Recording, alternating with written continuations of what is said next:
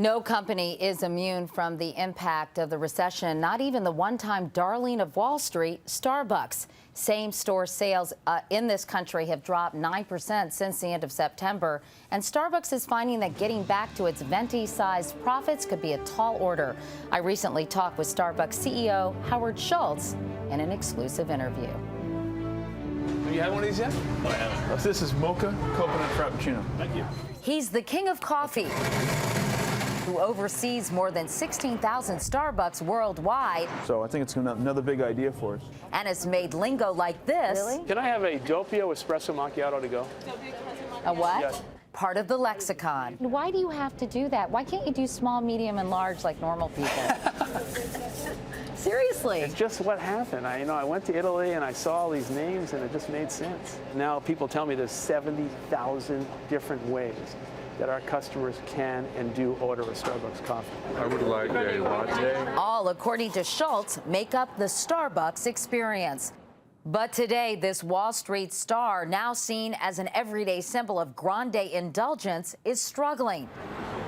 The company recently announced that it would close 600 underperforming stores in the U.S. and cut more than 1,000 jobs. Did you grow too big too fast, do you think? Well, I think in hindsight, if we knew what was going to happen in the economy, one can conclude yes. Did you have a business plan for a severe recession? And if not, why? I don't think we had a business plan for the severity of what has taken place. History demonstrated to us that a downturn in the economy would not affect us. And in fact, we would be recession-proof. Running non-fat latte here.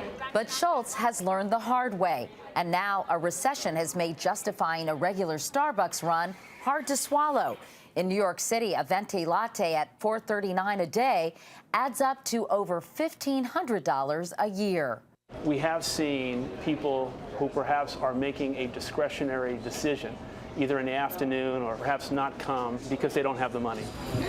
Dunkin' Donuts is providing some strong competition.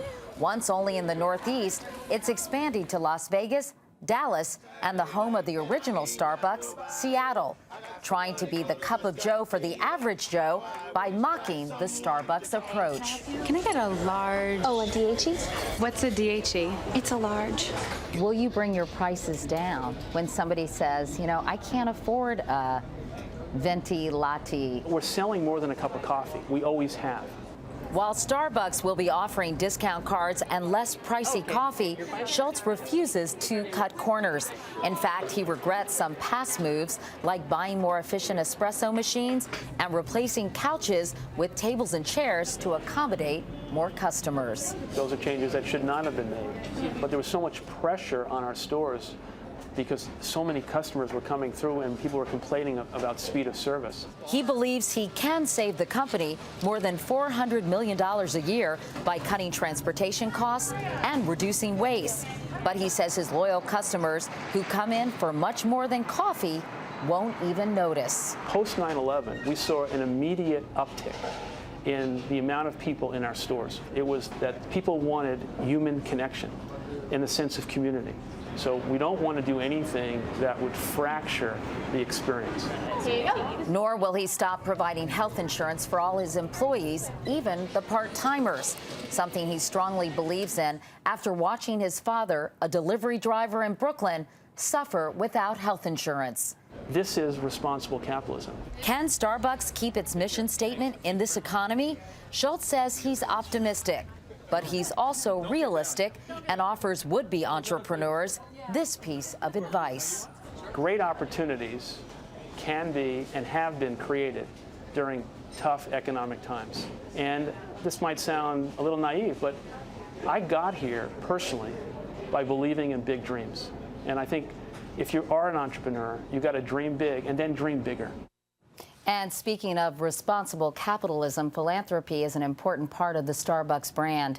In October, 10,000 managers traveled to New Orleans and put in 60,000 hours of community service there. Starbucks is helping farmers in Costa Rica, Ethiopia, and Rwanda, and they're donating millions of dollars to AIDS victims in Africa.